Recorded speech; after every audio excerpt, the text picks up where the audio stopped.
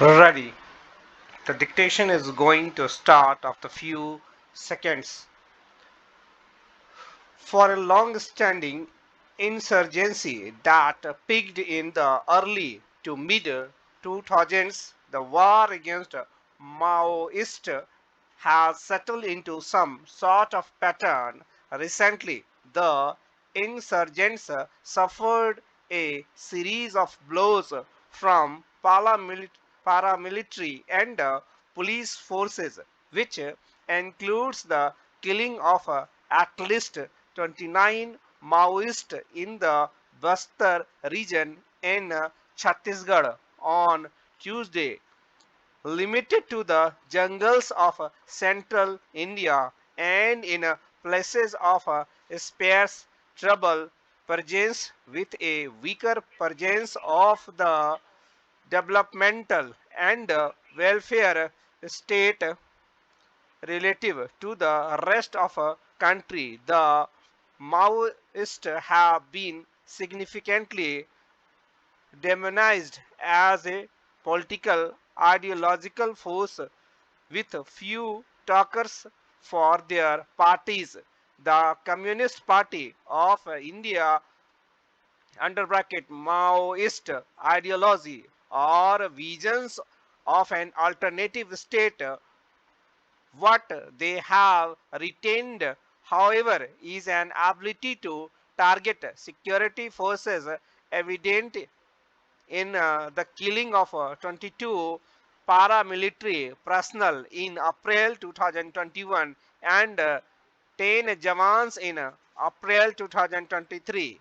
This has necessitated security forces to use unconventional military tactics and new combing routes to target the armed Maoist cadres.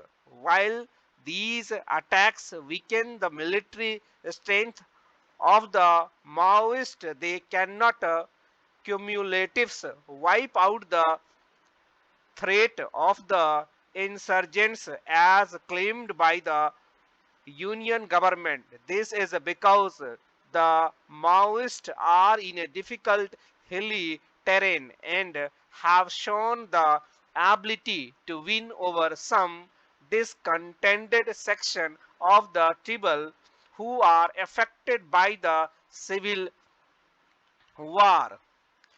After 2 decades of fighting the Maoists, whose strength peaked after two prominent Naxalite parties merged into the CPI under bracket Maoist, the Indian state has long realized that the only way out is to take them on military while winning over tribals through welfare measures. In the late 2000s, the use of ploys such as arming tribal to take on the Maoist through flawed campaigns such as the Salva Zudum backfired.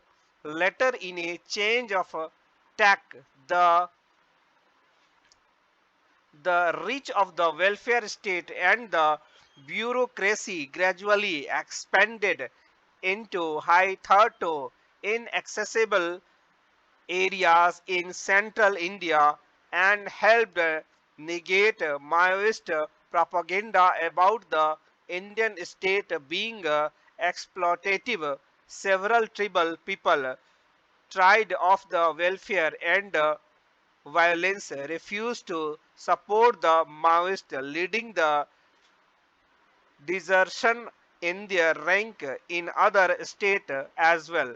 In Chhattisgarh, however, the constant warfare has helped the Maoist tap into some discontent civil society and peace activities have tried to initiate ceasefire talks between the Maoist and the security forces, besides asking the insurgents to use a democratic mean to take up tribal causes. But the Maoists, despite setbacks, have refused to give up on their anarchist ideology. Their unwillingness to accept that poor tribal whom they claim to represent only want better engagement and outcomes from the welfare and electoral system and not a violent overthrow that jeopardizes their lives has ensured that the war of attrition continues.